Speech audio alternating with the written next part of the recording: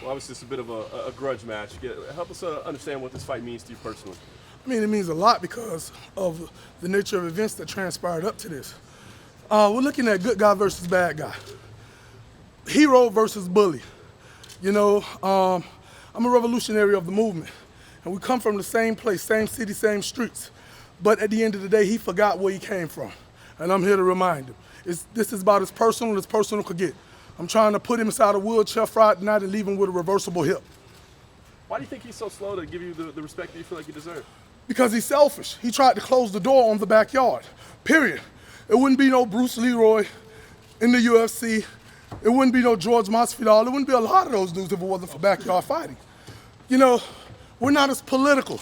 If you got what it takes, we're giving you the opportunity. And I pride myself on getting corporate America to trade in their suits and ties for baseball hats and tennis shoes to come on down to sunny South Florida. Ringling Brothers and Barnum and Bailey Circus is not the greatest show on earth. We are. And that's been proven. You're going to hurt him? I got to. You know, his wife and his kids and his mom said, hey, you bet not come back to the house if you don't win.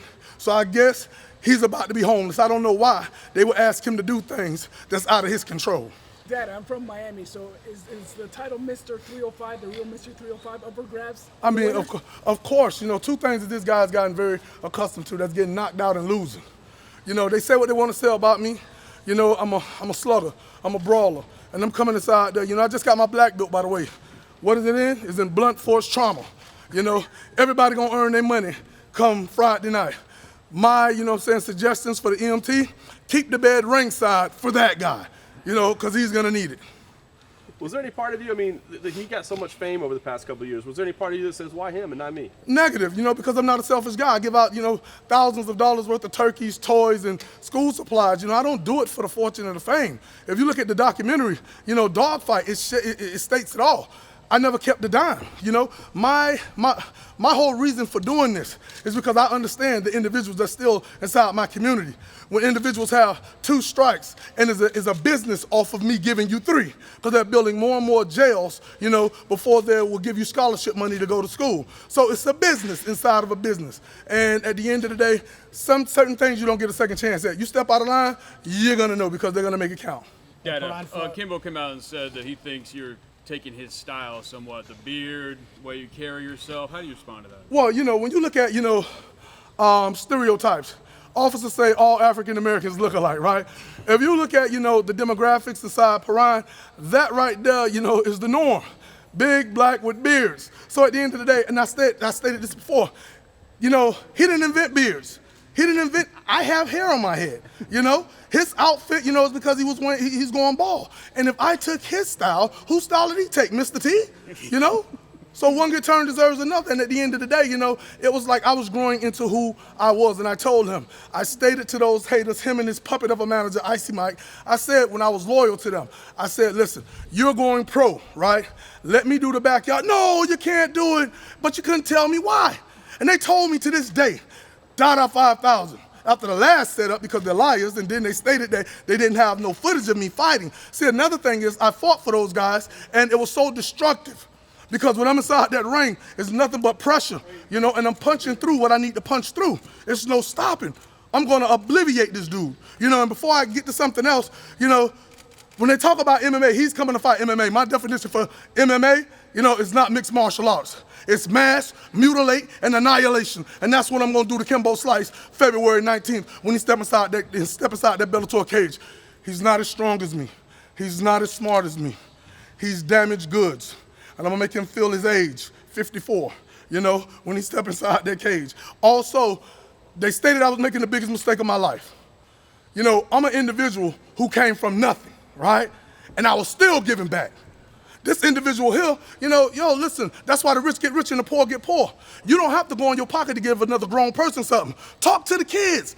You got kids killing kids. Talk to the kids about putting down the guns, picking up a book, educating themselves, because you can't change what they do until you change what they know. When they know better, they'll do better. They're coming from broken family homes that is being occupied with a single parent. And neither one of those parents is the mom or the dad. It's the grandmother who calls a toilet stool a commode, a water faucet a spigot, a bathroom an outhouse. She can't enforce the values of education to the kids because it wasn't enforced to her.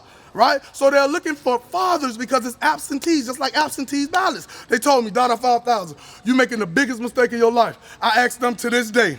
I got the #1 movie in the world out on Netflix. It was filmed by Billy Corbin of Raconteur. It's called Dogfight. I've won 2 Emmys on NBC. Done numbers on Rolling Stones magazine a couple times, ESPN 4 times, Miami Herald, National Geographic, Vice Media, Taboo USA, Telemundo, Univision, everything. You name it, we're doing it. EA Sports, man, work with Tiger Woods, Arnold Paul, Malik Trevino. So corporate America has accepted what it is that I do. This right here, backyard, we revolutionized the way that the world look at extreme reality. I didn't invent it, but I played the innovative part to it.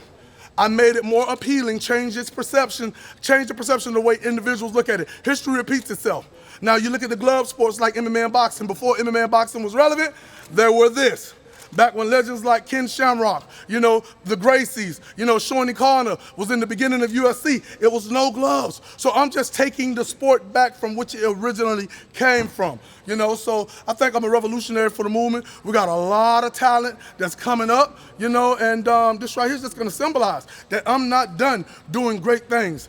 This fight, February 19th, is just gonna be a small token of my appreciation. You talk about Prime, Florida, and the neighborhood, and it sounds like everyone is just behind you. Do you think, what's the split, if you could say? Is no one behind Kimbo anymore? Well, I'm gonna be honest with you. You know, just you? He has a small head, but he has a big mouth, and he continues to stick his foot in his mouth. He stated that he's a 7-figure NIGGA, right?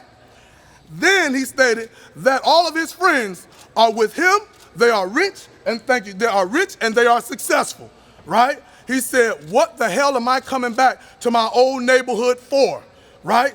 He was like, I don't F with none of them dudes down there like that. Hold on, bro, you still got dudes that helped you out. Even when you was losing, people kept affiliating you with my movement, you know? So in actuality, he need to be telling me thank you because indirectly, I kept his career on life support when he got knocked out by Seth Petruccelli. You know, and all this other stuff. So he need to be telling me thank you because if I wasn't doing the backyard, he would have been forgotten about. Do they feel like that he's turned their back on him? Of course. I mean, listen.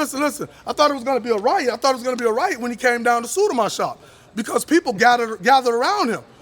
That was hurtful. You saying that all your friends are with you? They are rich and they're successful? You know what I'm saying? Yo, you got individuals, right, that has helped him out tremendously. That he didn't get here by himself. Neither did I. The difference between me and him is I acknowledge the people that helped me. So you don't think it was genuine that he came home? You think he just did it? No. He only came home because I put him under the gun. I stated that he doesn't come back to the hood. I stated that, you know, he only come back when it's beneficial to himself. His heart ain't like mine. You know what I'm saying? See, he's one individual. You know what I'm saying? It's many within me. He who dwells within me is stronger than what's inside him, and he's gonna feel it. You gave us an idea of what to expect. Tell the fans again, what can they expect? They need to expect mass mutilation and annihilation. This fight is not getting out the first round. He says that, Dada's gonna run. Bro, you ain't seen me in 5 years. You ain't been to the hood in 8 or 9. You know what I'm saying? So at the end of the day, it's been a lot none changed since the last time you abandoned Paran. You know what I'm saying? And Kimbo, you're gonna see this. Paran is the place, you know what I'm saying, that you abandoned. I still stay there. You didn't want to take this fight. He didn't want to take this fight for a couple reasons. You see, when Bellator put this fight inside his lap, see, he couldn't avoid it no more. I called him out years ago. You know what I'm saying? But that was because, you know, you got to look at it. Yo, man, listen, I don't hate him. I'm disappointed just like a lot of other individuals. You switched out, and when I say switched out, the little kids with great power come great responsibility, right?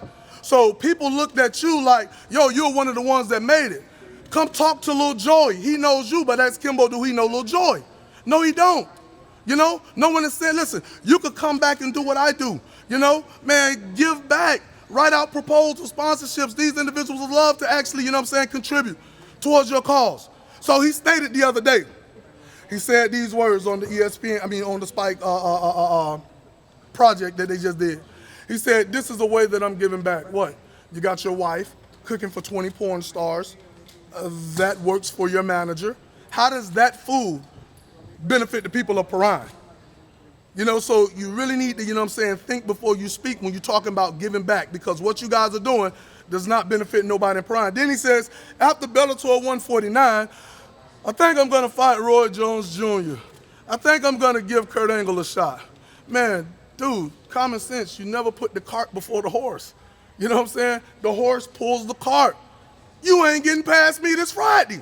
So all that is going to go out the window. I ain't got to say what he got, what he don't got, what he lacked. We all know. We all seen his fights. You know what I'm saying? He's going to be in for a world of hurt. I didn't come this far, you know what I'm saying, to get stopped by him. He's going to be another notch under my belt.